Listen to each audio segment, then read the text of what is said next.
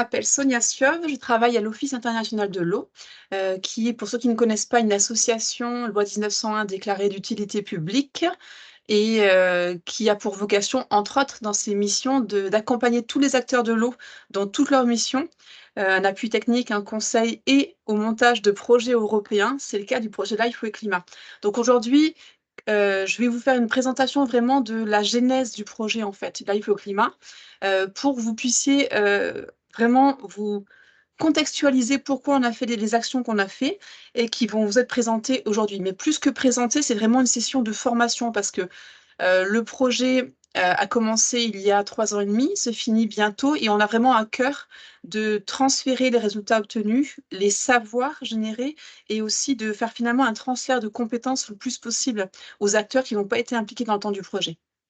Donc, il était une fois le projet Life et Climat. Alors, à l'origine, le projet Life et Climat, il a été monté parce que nous, au IO, on a identifié un appel d'offres européen à travers le programme LIFE, qui est un programme qui finance des projets de démonstration. Donc, c'est pas recherche-innovation, c'est démonstration.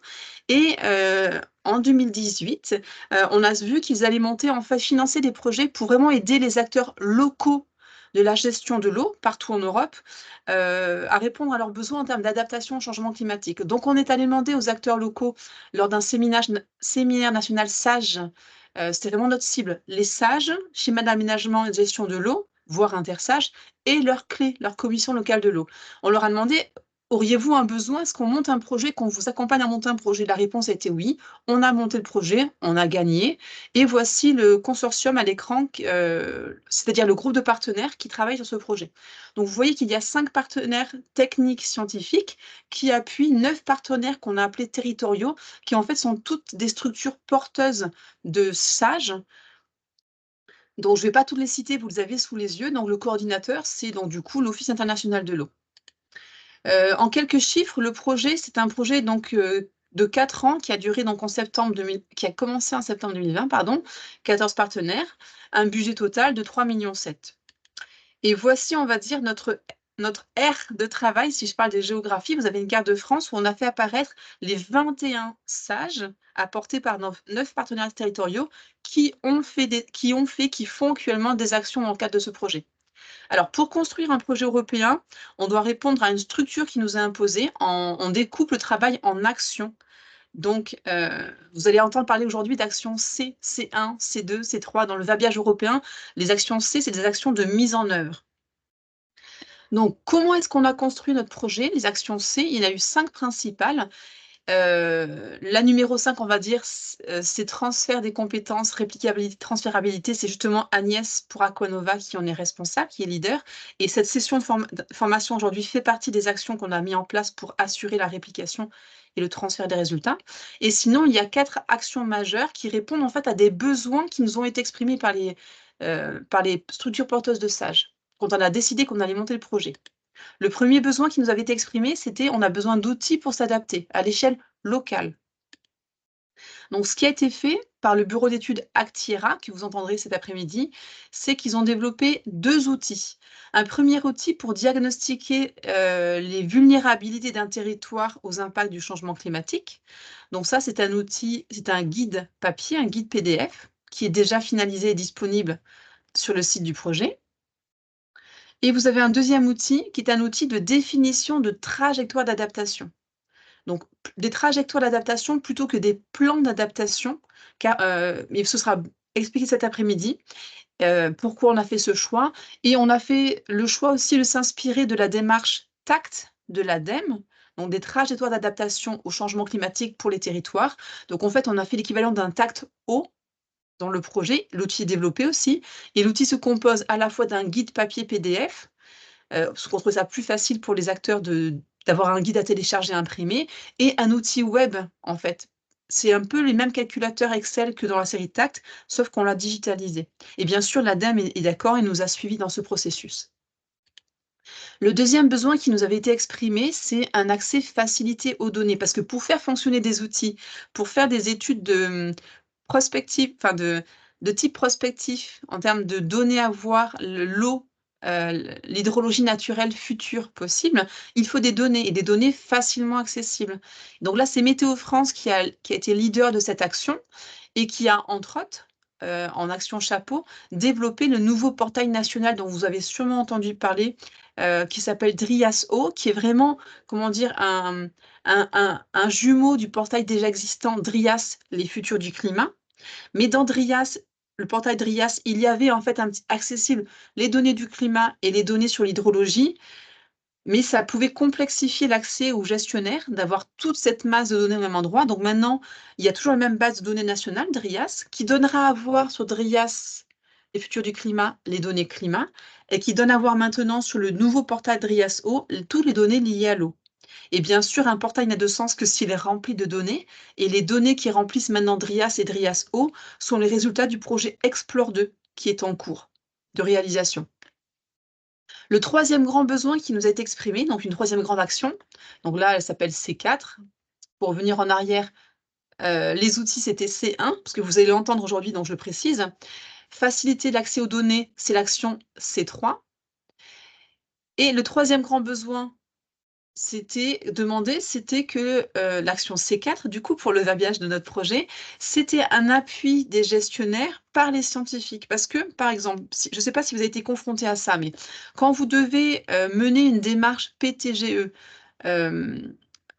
plan territorial de gestion de l'eau, ou une étude HMUC, hydrologie, milieu, usage, climat, vous devez faire un volet climat et faire une prospective climatique. Et souvent, vous n'avez, enfin, vous avez majoritairement pas les ressources ou humaines en compétences et en temps en interne pour faire ces études. Donc, vous déléguez soit au BRGM, soit à des bureaux d'études de faire ces études. Cela, mais il faut quand même faire un cahier des charges pour ça.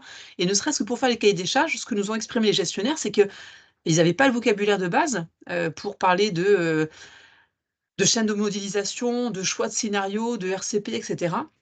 Et donc, ils avaient besoin d'un appui des scientifiques, ne serait-ce que pour faire le cahier des charges et ensuite aussi pour prendre des décisions quand l'étude se déroule. Donc, INRAE a été leader de cette action, enfin, est leader de cette action, et a développé ce qu'on a appelé un livre blanc qui vous sera présenté ce matin. En fait, et ce livre blanc, l'objectif, c'est vraiment de dire que pour faire cette étude de type prospectif, en fait, maintenant, il va y avoir avec Explore 2, quand même, beaucoup de résultats à votre disposition, mis à votre disposition de tous les gestionnaires ou utilisateurs de ces données de projection hydroclimatique, à la fois sur des plateformes pour les données passées comme Macao, mais sur des plateformes comme DRIAS-O pour les données futures. Et donc, l'idée, c'est de vous accompagner à bien comprendre ces données, à bien savoir les télécharger et à bien les utiliser, en fait, qu'on peut faire et ne peut pas faire. Parce qu'en suivant des études prospectives qui étaient liées dans le temps du projet, INRAE, enfin, les chercheurs se sont rendus compte que, eh ben, il y avait beaucoup de questionnements qui se posaient dans ces comités techniques de suivi et qu'il fallait un petit peu guider, y compris les bureaux d'études, à ne pas faire de contresens, voilà, par méconnaissance. C'est le but de ce livre blanc qui vous est présenté ce matin. Et le quatrième grand besoin qui avait été exprimé par les gestionnaires, c'est un besoin pour aider à mobiliser les acteurs. Parce que certains territoires, comme vous l'avez vu, je ne sais pas, par exemple, la Durance, vous voyez, ou la Loire, ont déjà leur étude prospective, leur vision en 2050, leur trajectoire d'adaptation. Et d'autres étaient moins matures. Mais même que pour les territoires matures, en termes d'adaptation au changement climatique, ils avaient du mal à convaincre les acteurs du passage à l'action. On a les chiffres robustes, on a les projections. Comment inciter les acteurs à passer à l'action? Là, c'est une sociologue de l'OIO, Anne-Paul Metou-Petchimoutou, qui vous présentera cet après-midi ce qu'elle a développé pour aider les acteurs.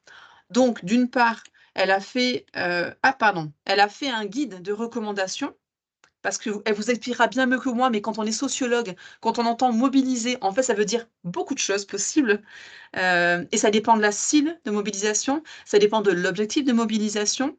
Donc, elle vous expliquera ça. Elle a développé un guide et une boîte à outils tout est accessible déjà sur notre site du projet, hein. Et enfin, je ne pouvais pas vous parler que des 4 résultats chapeaux de nos actions, parce que vous imaginez bien, 14 partenaires, 4 ans. En fait, c'est pas que des actions chapeau, c'est aussi une multitude d'actions de démonstration sur le terrain. Je ne peux pas toutes vous les présenter, j'en présente quelques-unes ici pour vous donner envie d'aller voir sur notre site, parce que notre projet n'est pas fini, il reste plusieurs mois, donc vous avez vraiment le temps de venir questionner les partenaires et échanger entre pairs sur des initiatives qui vous parlent et que vous voudriez reproduire sur le territoire. Par exemple, les Pageoires Lignon, ils ont décidé, ils voulaient en fait éveiller les consciences de tout citoyen, élu, pas élu, gestionnaire, pas gestionnaire, et ils ont décidé de poser au bord de rivières, sous des ponts, parce que souvent c'est l'endroit où les gens s'arrêtent pour admirer le paysage, des échelles limnimétriques permettant, avec des panneaux bien sûr explicatifs, permettant à tout promeneur, on va dire, de lire le niveau de l'eau, les hauteurs d'eau, pardon, et de savoir si cette hauteur à cette saison, à cet endroit, est normal par rapport à une référence ou pas, ou impacté par le changement climatique. Et ils ont aussi, ils sont allés plus loin, ils ont carrément créé un observatoire pour les promeneurs, où en fait ils font des formations pour lire ces hauteurs d'eau et pour renseigner via un QR code et le téléphone de toute personne les hauteurs d'eau, et c'est visible sur une plateforme dédiée en fait, pour les aider aussi à suivre les hauteurs d'eau. Il y a par exemple la région Grand Est, vu qu'on est encore sur les observatoires, qui a développé un observatoire citoyen qui allait compléter les observatoires scientifiques déjà existants, dans l'objectif de créer un esprit territoire sur OK, on est en Grand Est, mais si le changement climatique nous impacte déjà. Il y a le syndicat du Célélote-Mézian qui ont fait plusieurs actions, dont une action sur les propriétaires de lacs pour les aider à prendre conscience et à faire des travaux, si besoin, que ces lacs ont un impact sur la qualité des masses d'eau en aval. Ils ont aussi fait le même Célélote-Mézian, le syndicat mixte. Ils ont formé plusieurs exploitations agricoles en lien avec les champs d'agriculture à des meilleures pratiques herbagères pour diminuer l'impact. Et il y a aussi des actions un peu plus poussées en termes de calcul, on va dire, comme le SMAVD, la Durance. Eux, ils ont fait le choix d'avoir un jumeau numérique de leur bassin, en entrée duquel ils rentrent des projections climatiques qui vont évoluer avec le temps, au mesure et à mesure que les données et les scientifiques affinent leurs projections climatiques, et pour donner à voir l'hydrologie future naturelle. Et plus ce jumeau sera fidèle à la réalité, mieux il fonctionnera. Et ils avaient du mal jusqu'à présent à localiser, enfin à bien dimensionner les surfaces agricoles irriguées. Donc ils ont utilisé des données satellitaires, vu que les données Sentinelle 1 et 2 ont été ouvertes au public il n'y a pas très longtemps. Avec 2 laboratoires de recherche, ils ont développé des méthodes grâce à l'infrarouge ou à des technologies radar pour, avec des systèmes d'algorithmes, définir justement ces parcelles irriguées grâce aux données satellitaires. Voilà, je donne juste un petit exemple des différentes actions qu'il y a eu lieu. Et pour conclure, je vous ai mis le site du projet. Vous verrez qu'on n'a pas fait le choix de faire un nouveau site de projet plaquette qui serait mort à la fin du projet. On a fait le choix de développer une rubrique sur le site que vous connaissez normalement, qui est bien connu maintenant, identifié, qui s'appelle gesto.fr, de la communauté Gesto. Et donc, il y a une rubrique qui va être pérennisée à la fin du projet. Voilà, c'est tout pour moi.